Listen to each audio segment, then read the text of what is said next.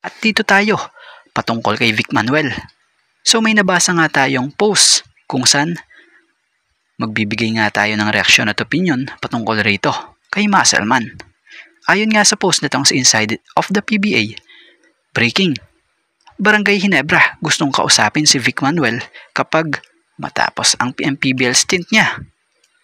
And our source even added that Barangay Ginebra plans to contact Vic Manuel once his contract with the MPBL ends to complete their roster for this Philippine Cup. Source, Ginebra Insider, PBA Inside News. Speaking of Vic Manuel, kung sakaling matuloy ito possible siya ma-activate agad ng Gins dahil sa kasalukuyan nga po 13 active players lamang ang nasa lineup ngayon ng Barangay Ginebra. So sure spot pag nagkataon. So si Vic Manuel, minsan na nga rin po ito noong nagpahayag na willing siya maglaro para sa Ginebra kung mabigyan ng chance. At isa nga rin talaga noon sa tinutukoy niya na nais niyang maging teammate talaga yung si Japet Aguilar dahil pwede niya nga raw po pagaanin yung trabaho ni Japet sa Ginebra. So matuloy kung sakali talaga ay goods ito, lalo pa ngayon na si Muscleman wala nga pong team na may hawak dito sa PBA. So malinaw na kahit saang team dito sa PBA pwede siya pumirma kung sakaling magustuhan niya yung offer sa kanya. Bukod doon, nasa sa kondisyon itong si Muscleman. So kasalukuyang nasa team pa ito ng Pangasinan Heatweavers sa MPBL. So tingnan na lang natin soon or after ng MPBL stint niya kung tuluyan ba ito kunin ng Ginebra gaya sa sinasabi rito. Pero kayo, anong opinion nyo rito?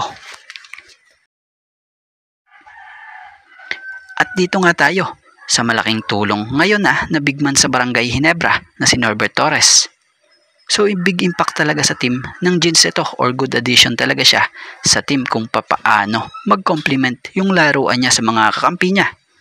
Nakikipagtulakan sa ilalim, malibre lang yung kakampi niya. Tapos yung mga pick and roll and out to the basket, isa nga po sa pinakamagandang ginagawa niya dahil nakaka-contribute siya sa Gins ng magandang na minsay nakaka-contribute pa for 3-point play dahil sa tigas din ng katawan niyang nagagamit niya.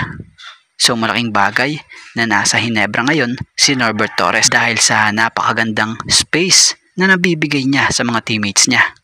So good decision din talaga ang ginawa ng management sa kanya dahil effective inside and outside, offense and defense. So 10 taong na nga po siya sa PBA. So doon pa lang kita mo na dyan or makikita mo na dyan na maaasahan talaga yan. Hindi naman tatagal sa PBA yan kung wala lang, 'di ba? At about naman tayo dito patungkol kay Sunny Estile. So patuloy nga na natututo etong Ginebra rookie sa kanyang mga veteran teammates para kahit papaano unti-unti niyang makuha yung kanyang rhythm sa paglalaro sa PBA.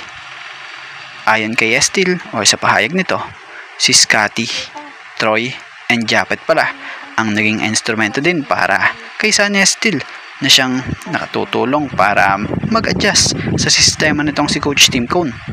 At halos lahat naman nga raw sila tinutulungan siya na kung sa ay kinakausap nga raw po nila siya para i-guide. So pinuri nga po nitong si Coach Tim Cone si Sunny Estile dahil sa sipag nito at defensive effort na kung sa ay kinumpara pa nga po ito kay Mark Baroka for his toughness and intensity. So bukod nga raw sa Ginebra, para kay Estile, di niya sinasara ang pinto or possible a future stint with Gilas Pilipinas, especially with Coach Tim nga raw na siyang nagsisilbi bilang Gilas Pilipinas head coach. Kaya naman nga raw, kung mabigyan ng pagkakataon na irepresenta ang Pilipinas, bakit nga raw hindi? Sarap nga raw makapaglaro ng ganun. Pero ngayon nga raw, focus muna siya kung nasaan siya ngayon. Kung ibibigay nga raw ni God, tingnan natin. So sa ngayon, malinaw na focus talaga muna si Sunny Estile na maipakita niya sa Ginebra yung talagang halaga niya sa tulong ng mga veterano. So bukod pa nga po doon, nananampalataya din siya at naniniwala na one day gusto niya matupad ang kanyang pangarap na makapagsuot ng national colors.